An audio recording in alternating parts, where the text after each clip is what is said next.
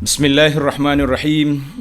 Alhamdulillahi rabbil alamin wassalatu wassalamu ala rasuli rabbil alamin nabiyyina wa habibina wa qudwatina Muhammad ibn Abdullah wa ala alihi wa sahbihi wa man walah, amma ba'du. Muslimin dan muslimat, para jemaah, para penonton sekalian, kita teruskan perbincangan kita dalam kitab Hikayatun Fiqhiyah. Hikayat-hikayat hadis Nabi SAW yang berkait dengan hukum fiqh. Siri yang ke-18 ini hikayat tentang kisah Amr bin Shu'aib menceritakan daripada datuk dia yang pergi bersama Nabi SAW dalam satu perjalanan. Kemudian Nabi solat dekat dengan dinding ataupun tembok yang kita namakan hukum meletak sutrah atau penghadang di hadapan orang solat. Hukum sutrah. Hadis ini diriwayat oleh Imam Ahmad, oleh Abu Dawud dan lain-lain para ulama dengan sanad yang baik. An Amr bin Shu'aib, Amr bin Shu'aib an abihi, daripada ayah dia, an jaddihi, daripada datuk dia. Amr bin Shu'aib an abihi an jaddihi qala, maknanya Amru riwayat daripada ayah dia, Shu'aib daripada datuk dia. Siapa dia datuk dia, kita tengok dalam perbincangan nanti. Qala, datuk dia tu sahabat lah. Qala habatna ma'a Rasulillah sallallahu alaihi wasallam min thaniyati Azakhir. Katanya kami lalu ataupun berhenti bersama dengan Nabi SAW daripada satu tempat, nama dia Thaniyah Azakhir, satu dekat dengan kawasan Mekah. Bila lalu kot ni, turun ni daripada bukit Thaniyah tu, berhenti ke Azakhir, fahadaratis salah, masa tu masuk waktu solat. Fasalla ila jidarin. Tengok Nabi kita SAW bila masuk waktu solat, simple aja, dia akan berhenti solat di situ. Kita dah bincang dalam siri-siri yang lepas bahawa di antara keistimewaan umat ini, Allah jadikan bumi itu suci, boleh buat bertaharah dengan dia, dan boleh buat tempat solat. Fasalla ila jidarin, maka Nabi SAW solat duduk di belakang dinding. Mana dinding depan, dia solat situ.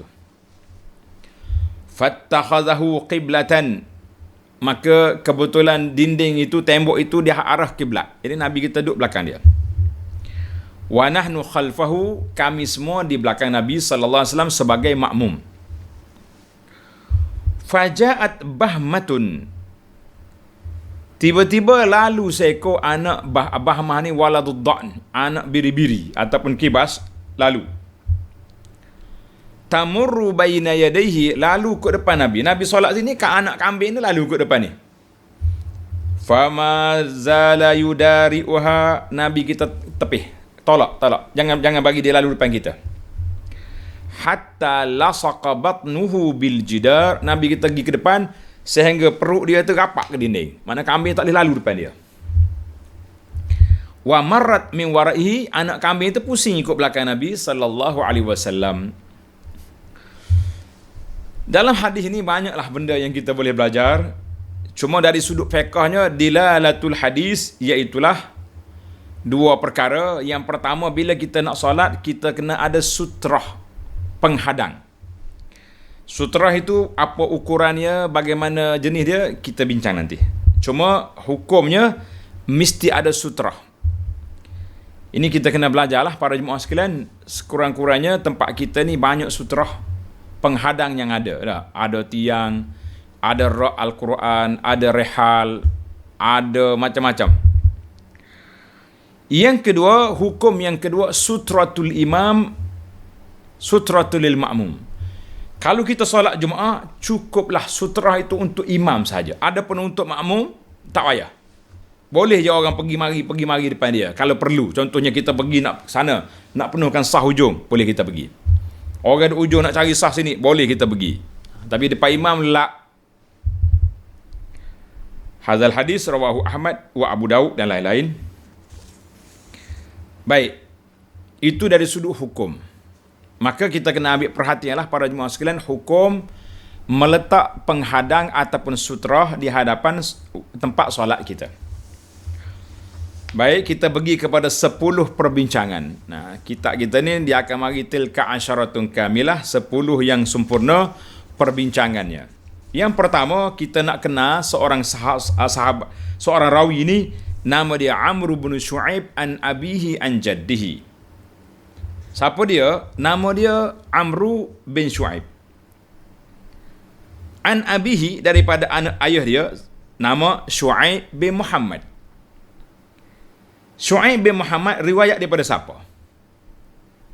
An jaddihi, kalau tengok jad di sini, Muhammad bin Abdullah, ataupun Abdullah bin Amru ibn al-As, ataupun Amru sendiri, Amru bin al-As itu tok dia.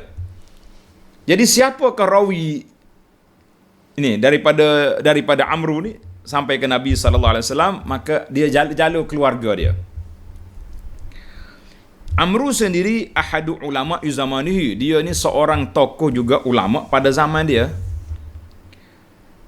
Jadi khilaf lah ulama tentang hadis riwayat Amru ni. Ada kata hadis dia lemah, ada kata hadis dia baik, kan. Kurang-kurangnya jadi hasan, macam-macam perbincangan para ulama.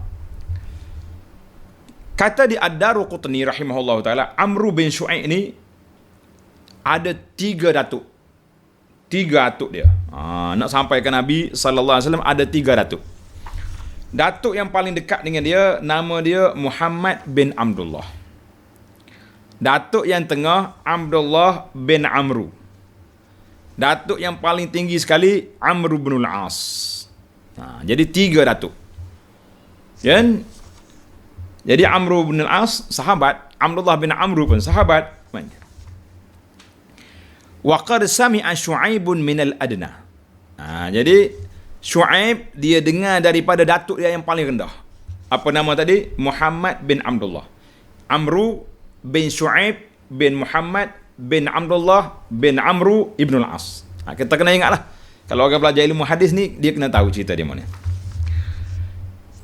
Dan Muhammad datuk dia tu tabi'in. Tapi dia dengar sami'a jaddahu, dia dengar daripada tok dia Abdullah bin Amru. Fa iza bayyanahu wa kashafa, kalau dia bagi tahu bahawa rawi itu daripada tok dia sahabat, maka jelaslah hadis itu sahih.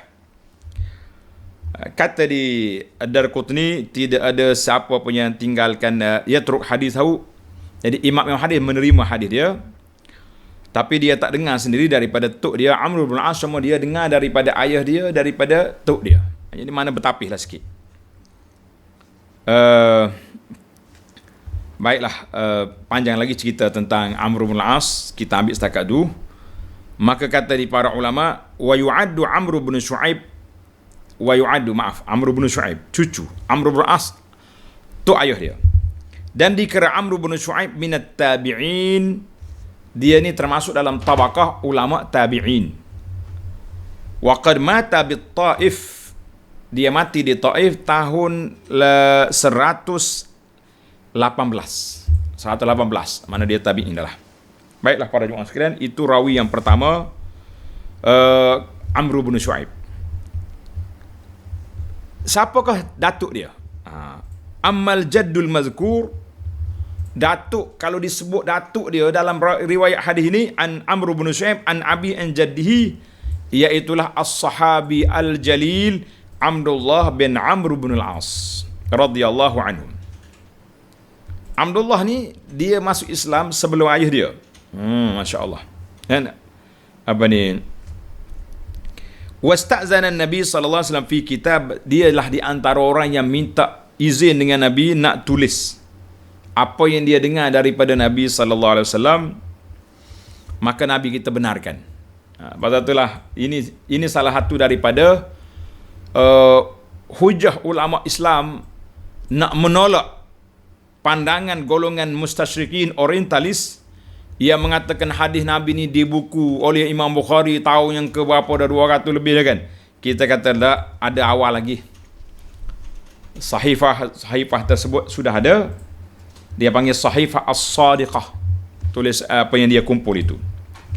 Dia kata hafiztu an Rasulillah sallallahu alaihi wasallam alfa mathal. Dia kata aku hafal daripada Nabi sallallahu alaihi wasallam ada 1000 hadis. Wa kana aliman muta'abbidan. Seorang alim yang kuat beribadat. Kana Abdullah radhiyallahu anhu bagi dia ada sahifah, ada lembaran yang dinamakan As-Sadiqah, lembaran yang benar. Dan dialah salah seorang daripada yang minta izin nak tabattul, tak mau kahwin, nak beribadat sentiasa, puasa siang hari malam, dia bertahajud, baca Quran kan. Maka Nabi SAW larang. Nabi kata tak boleh, buatlah sekadar yang kita mampu. Tapi dia kata dia mampu. Bila dia dah tua, nadima fi nihayati umrihi, dia menyesal di akhir umur dia, kalau aku ambil kelonggaran Nabi bagi dulu, taklah susah sangat kan. Jadi kita ni para jemaah sekalian, kita jangan bertembung dengan ciri-ciri keistimewaan Islam. Istimewanya Islam ini, inna ad-dina yusrun. Nabi kata sallallahu alaihi wasallam, agama itu mudah. Zikir yang paling banyak yang Nabi kita ajar, paling banyak 100 kali je.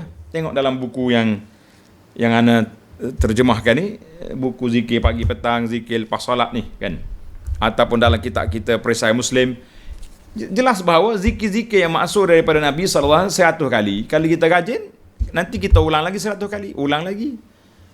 Itu saya kempen, kita kata biarlah kita boleh sebut subhanallah, alhamdulillah, wala ilaha illallah, Allah akbar ni 500 kali satu hari, berasa segar, banyak sikit bekalan kita di akhirat esok insya-Allah kan.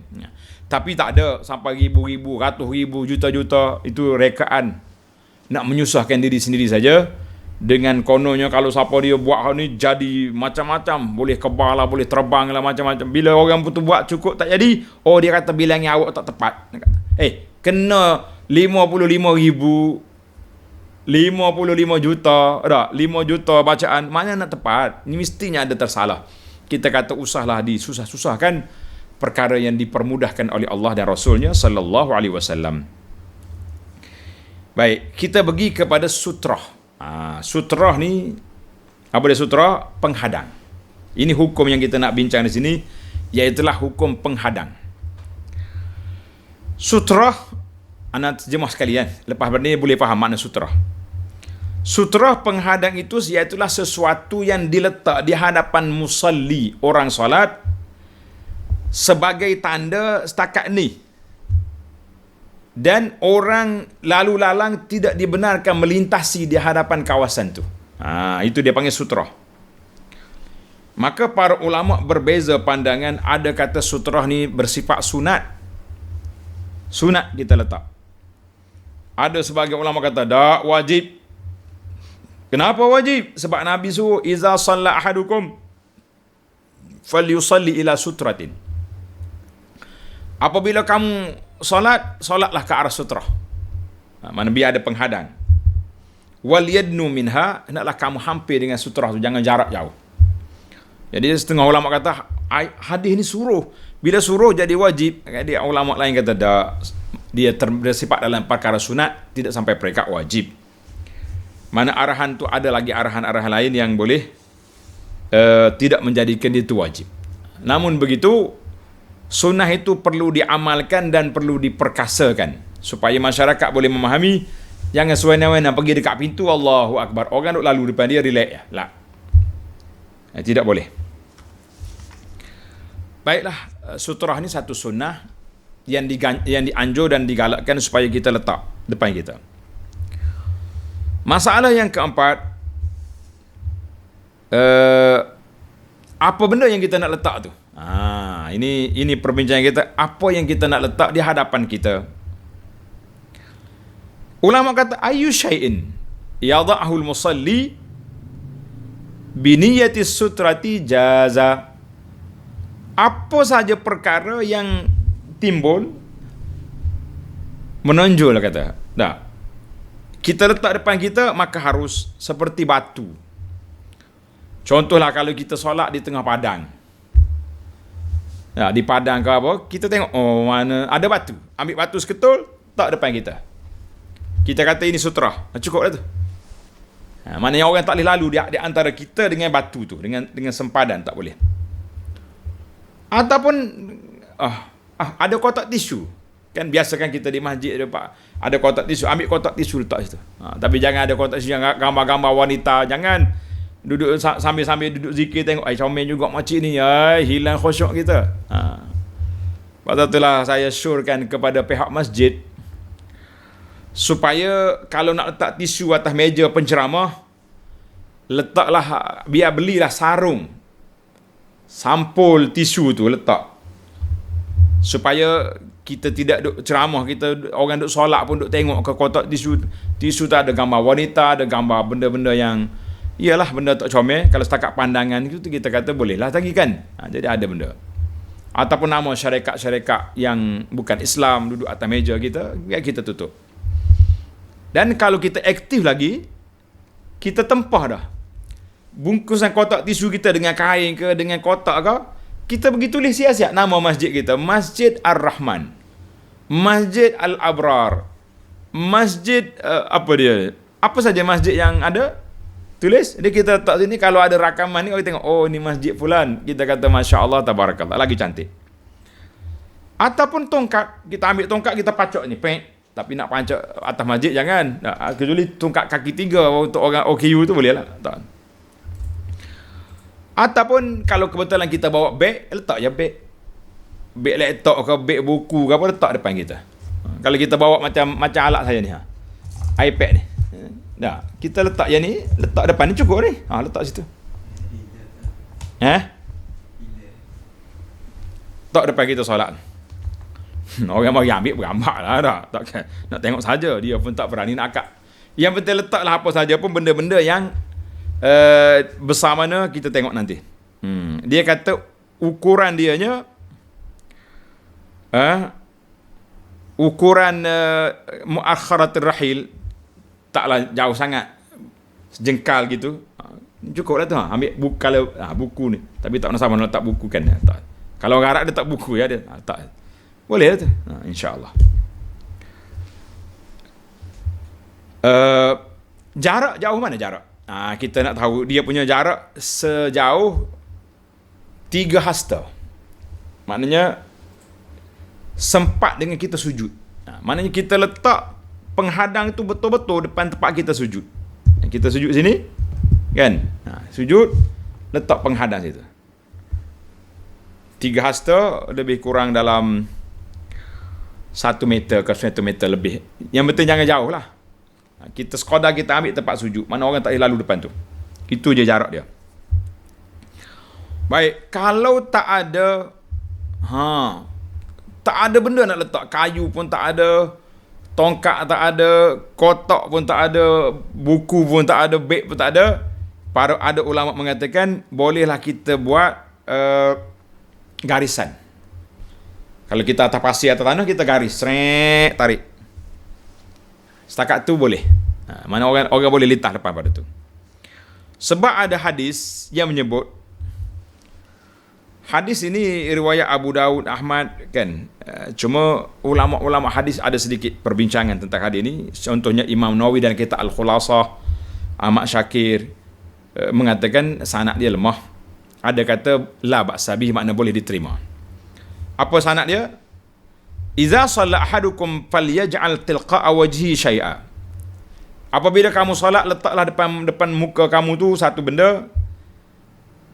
Fa illam yajid, kalau dia tak mampu, tak ada benda, pacaklah asa. Asa tu tongkat. Anazah ataupun orang panggil tombak. Gitu. Kalau tak ada juga, falyakhuttu khatta. Ini tajuk kita ni. Kalau tak ada juga, buat garisan, tarik garis. Ini sempadan. Dan tidak mudarat lagi lah kalau orang lalu lepas daripada kawasan yang kita tanda tadi. Hadis ni rawah Ahmad, Abu Daud, Ibnu Majah. Baik. Ada setengah ulama dia kata elok kalau kita buat garisan, kita buat macam mihrab, kaus, macam bulan sabit. Bulan sabit apa yang kan? Kaus ni. Gitu. Ada yang kata lah, elok, betul je lah. Maka sebahagian ulama tak setuju dengan garisan ini sebab dia tak nampak. Tapi boleh katakan jumhur Syafi'iyah, ulama mazhab Syafi'i menerima. Dia kata kalau buat garisan pun sudah madai. Kita kata alhamdulillah. Kalau tak ada benda lain kita garis lah. Tapi kalau ada benda kita letak, itu lebih aula. Baik. Selesai dah kita muakharatul rahil. Jarak di antara kita dengan sutra sekadar sekali sujud, tempat sujud kita. Perkara yang kelima, sunat bagi orang yang solat yadnu, hampir kepada sutrah dia setakat mana yang boleh. Mana kalau kita kata 2 hasta cukup dah sutrah, kita lagi dekat. Sebab kita tak nak bagi ruang kepada mengambil ruang yang jauh orang nak lalu tu. Orang ada kerja nak lalu kan. Nabi sebut dalam hadis, apabila kamu solat adalah kamu menghampiri sutra, la yaqta'ish syaitanu alaihi salat. Jangan sampai syaitan mari ganggu solat kita. Mana syaitan duk pergi mari. Orang Kelantan kata lillah mari. Dah, akhir kali terganggu kita. Hadis ni riwayat Abu Daud, dan lain-lain. Dalam hadis Nabi sallallahu alaihi wasallam riwayat oleh Sahal, maqamun Nabi sallallahu alaihi wasallam wa bainal qiblah mamar ans. Antara jarak Nabi berdiri dengan kiblat sekadar boleh lalu anak kambing je. Kambing boleh lalu, mana sempit sangat. Itu di antara jarak di antara kita dengan sutrah kena dekat. Baik. Yang keenam, kalau kita solat seorang diri di masjid yang luas atau di padang. Sekarang ni masjid lah senang. Masjid kita kan luas. Kita pun tak ada sutra, tak ikut sunnah kita ni. Ada setengah orang ni Masya Allah, tabarakallah, rajin solat sunat. Dia solat Jumaat dekat depan.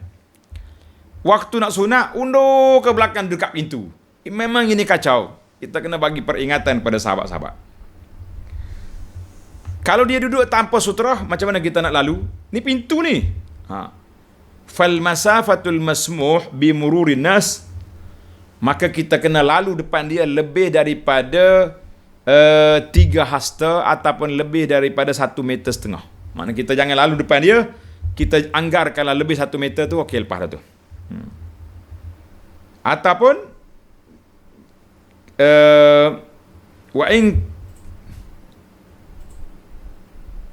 eloklah kalau nak solat. Ini nasihat kita lah, nasihat kita kepada para jemaah sekalian. Waktu nak solat sunat, ambillah tempat-tempat berlindung.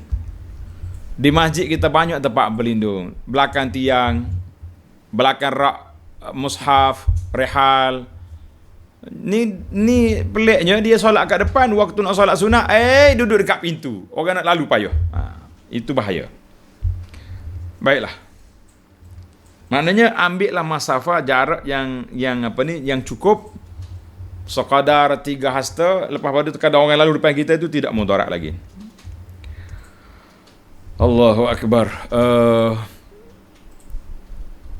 Bagian ulama kata ganti daripada garisan tu, kita ambil kapek tu lah. Kapek. Kan kapek kita sudah ada garisan. Jadi kita melintasi kawasan tu, insya-Allah boleh. Baik. Perkara yang ketujuh. Kalau dia solat di fada, sahra, yang tadi kalau solat seorang dia di masjid, maka kita kena letak sutra. Kalau tak ada sutra, kita melintasi depan dia tu, jarak dia lebih pada 1 meter lebih. Orang ni solat di padang pula macam mana? Maka nalah dia pacak, kan atas tanah tu kita pacak kayu, tombak, boleh berlaku. Pedang. Kalau tak mampu nak pacak berdiri, boleh je kita lentang. Ambil pedang kita, letak depan kita. Cuma bahayalah.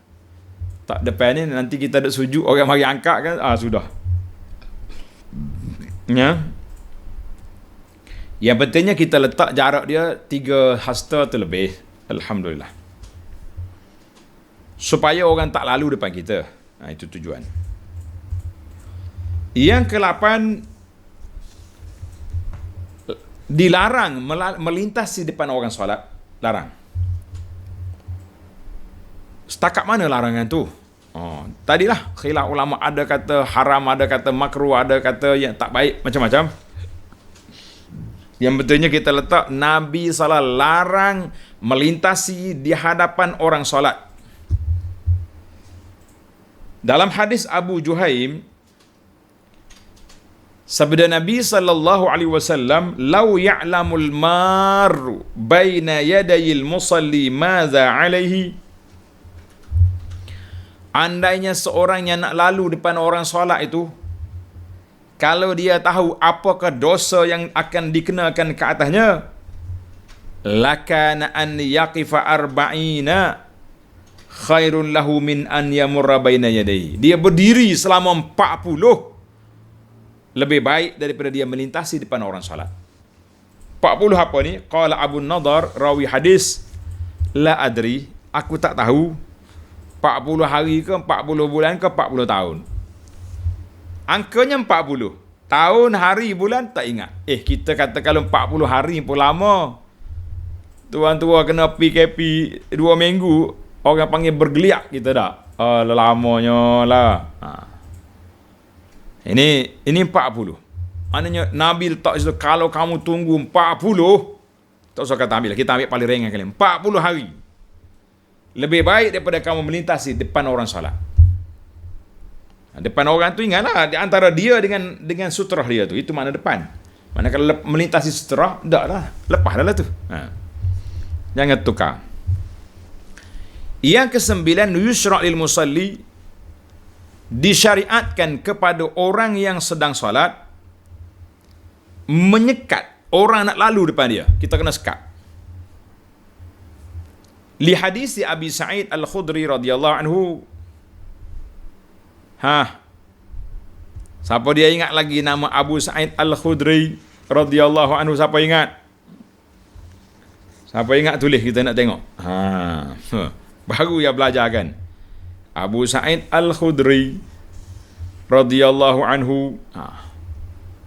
Tengok siapa ingat. Nama dia Sa'ad bin Malik Al-Khazraji Al-Ansari radhiyallahu anhu.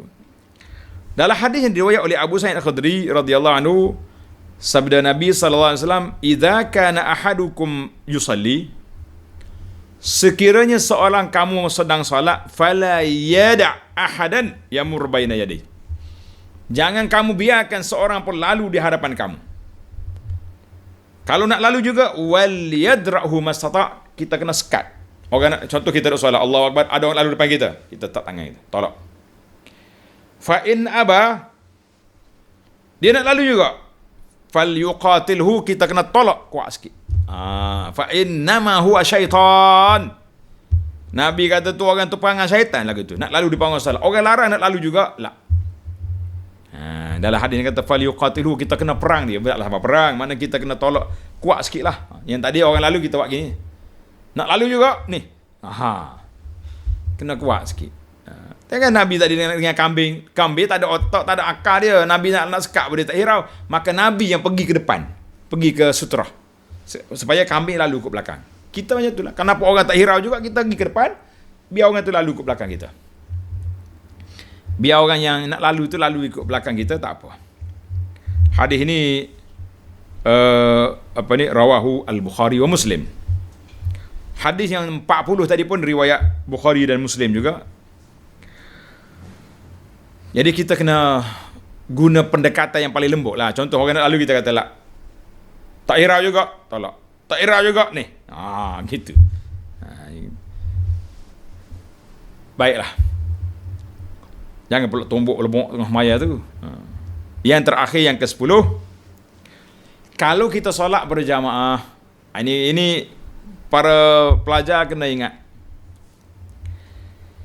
Andainya kita solat berjamaah, fasutratul imam, sutra amam al-imam. Sutrahnya hak depan imam je. Yang celah-celah belakang imam tu tak kira. Jadi kita boleh lalu kalau ada keperluan, jangan duduk tawah tak terpasal. Gi mari tak ada kerja, manakala kita ada hajah nak penuh saf ke apa, boleh kita lalu ke belakang.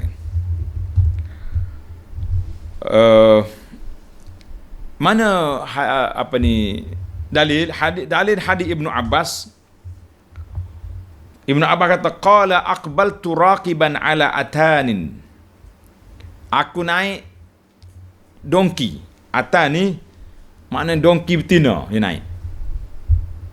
Wa ana yauma idzin qad nahaztul ihtilam. Aku masih lagi remaja baru nak balik. Pada waktu itu Rasulullah sallallahu alaihi wasallam sedang solat bersama dengan sahabat di Mina. Aku pun lalu di celah-celah saf dengan atan dia lalu. Famar tu baina yadi saf. Lalu dengan atan dia, dengan dongki dia. Jadi bila jumpa tepat, aku pun turun daripada dongki, aku lepaskan dia. Suruh dia makan situ, aku masuk saf. Falam yunkir zalika ahadun. Maka tidak ada siapa pun mengingkari perbuatan itu. Kerana itulah kata di para ulama, Imam Malik kata wa ana ara zalika wasi'an idza qamatis salah. Imam Malik kata kalau dah dirikan solat, maka kita tak boleh kita lalu belakang imam, celah-celah saf untuk mencari tempat tidak menjadi masalah. Jadi anda nak perhati setengah orang ni terlebih warak.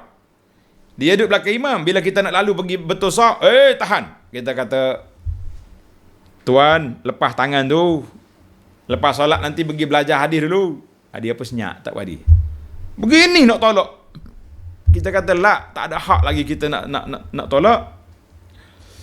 Apabila kita solat berjamaah, sutrah itu sutrah imam saja. Baiklah para jemaah sekalian, kesimpulan yang kita boleh buat daripada kisah kita pada kali ini, iaitulah kepentingan meletakkan sutrah di hadapan saf, di hadapan kita solat. Jarak di antara kita dengan sutrah sekadar 3 hasta. Sutrah itu kadar muakhir rahil ataupun 1 jengkal macam ni. Cukuplah tanda-tanda je. Tanda jarak kita. Dan elok kita dekat dengan saf, jangan jauh-jauh. Manakala kita solat belakang tiang, pergi dekat dengan tiang tu. Solat belakang rak buku, rak Quran, pergi dekat dengan rak. Kira-kira sekadar kita boleh sujud je. Dan orang pun tak boleh lalu depan kita. Jadi kita sentiasalah jaga sunnah ini. Jangan ambil mudah, ambil senang. Dan nasihat saya yang terakhir, para jemaah sekalian, janganlah menjadi perangkap samar, perangkap maut kepada orang lalu lalang. Dengan kita pergi solat sunat di belakang, di dekat dengan pintu-pintu tempat orang nak keluar masuk, kan? Jangan. Kalau nak solat juga, solatlah tempat lain, banyak lagi lain. Ambil sutrah letak depan, solatlah. Itu dah jadi masalah. Ataupun kalau tak ada barang, kita cari je tiang, cari perkara-perkara yang menonjol, yang timbul, yang boleh kita jadikan sutrah.